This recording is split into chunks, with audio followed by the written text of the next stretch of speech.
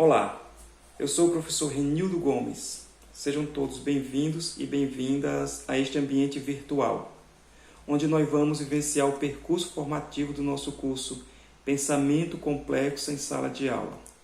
Quero convidá-los e convidá-las para vivenciar a experiência desse curso, fomentando conhecimento, construindo conhecimento, discutindo e se aproximando de ideias importantes que vão ser muito legais para enriquecer a sua formação e lhe auxiliar no universo do ensino. Nesse vídeo, nós vamos falar de outras formas de conhecer a realidade. Vamos falar da teoria da complexidade. Mas o que é a teoria da complexidade? A teoria da complexidade ela foi desenvolvida pelo filósofo francês Edgar Morin. Com essa teoria, ele propõe que, em vez de segmentar o conhecimento, devemos unificá-lo, reconectá-lo ao que foi historicamente desconectado. Em suas obras, ele faz duras críticas à compartimentalização dos saberes e à sua excessiva especialização. Defende que a ciência e os cientistas devem olhar os saberes não a partir de suas particularidades, separando cada um dos saberes, cada uma das áreas científicas, mas analisar o saber num todo, numa complexidade, numa espécie de teoria da complexidade. A palavra complexidade ela vem do latim complexus, que significa o que rodeia, o que inclui, ou em outras palavras, costurado junto. Assim, a teoria da complexidade é um tecido em que os fios ficam todos muito bem entrelaçados. Podemos entender o pensamento complexo como uma abordagem científica que vê o objeto de estudo como um sistema constituído de partes que são mutuamente interdependentes, que interagem entre si e se transformam. Ou seja, por serem interdependentes, interagirem e se transformarem, nenhuma dessas partes devem ficar separadas do todo e estudadas de modo isolado. Um dos fundamentos da teoria do pensamento complexo é que o todo pode ser muito maior do que a soma das partes. O que isso significa? Na teoria da complexidade, o foco em uma parte do todo não exclui as outras partes que compõem o todo. Qualquer parte, qualquer elemento do todo depende das outras partes para se transformar, para se configurar em algo que está no mundo, e essa configuração ocorre pela interação que se estabelece entre todas as partes. Nas palavras de Morin, a complexidade é o desafio, não a resposta. A teoria do pensamento complexo proposta por Morin destaca-se pela clareza e definição dos seus princípios. Vale destacar aqui 3 desses princípios: o dialógico, o recursivo e o logramático. No princípio dialógico, temos a proposição de que ideias contrárias precisam coexistir para que as coisas façam sentido. Não saberíamos o que é dia se não houvesse a noite. Não saberíamos o que é a vida se não houvesse a morte. Não entenderíamos o que é certeza se não houvesse incerteza. Não entenderíamos o que é verdade se não houvesse a mentira. A essência do princípio dialógico é a necessidade de conviverem no mesmo sistema complexo a verdade e a verdade contrária, ou seja, a mentira.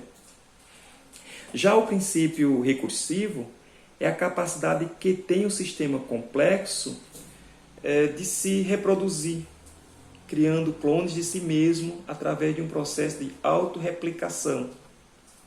O sistema complexo não é um organismo que nasce, cresce, morre e desaparece. Pelo contrário, ele se multiplica em outros organismos. Não segue uma trajetória linear, mas circular, produzindo um efeito e transformando o efeito em causa. O último princípio a ser destacado aqui é o hologramático.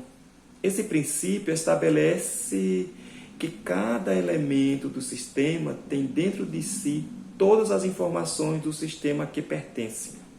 Ou seja, assim como a parte está dentro do todo, o todo, por sua vez, também está dentro da parte. Um exemplo clássico desse princípio é o da célula do corpo humano, que carrega dentro de si todas as informações do corpo. Enfim, de acordo com a teoria do pensamento complexo, o conhecimento da realidade é construído por meio de diversas conciliações, incluindo a fusão entre diferentes áreas do saber, ou seja, é a religação e interligação entre os conhecimentos desenvolvidos pelas ciências humanas, pelas ciências exatas, pelas ciências biológicas. A fragmentação das disciplinas, ao produzir o conhecimento, é um tipo de conhecimento que dificulta o conhecimento. Por quê? Porque há uma falta de informações entre as diferentes áreas. Há muitos saberes fragmentados e separados.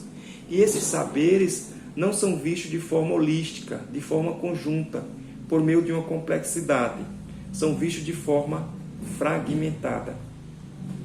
Para a teoria da complexidade, o conhecimento da realidade é construído também pela articulação dos contraditórios, como certeza versus incerteza, indivíduo versus sociedade, parte versus todo.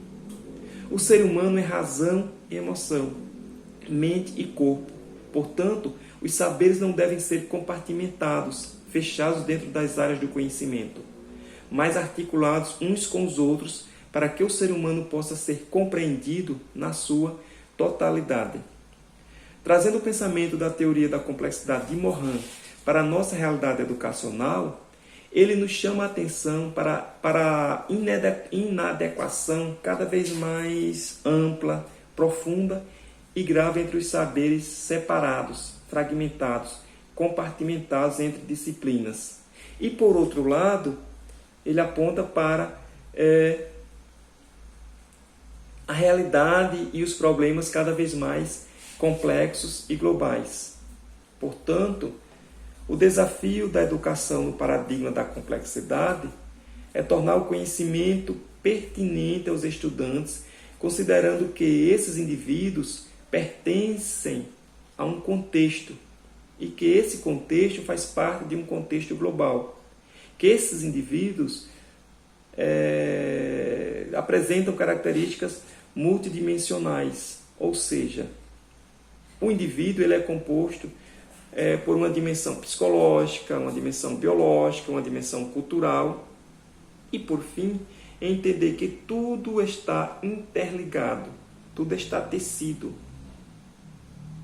tudo está entremeado, não há nada isolado.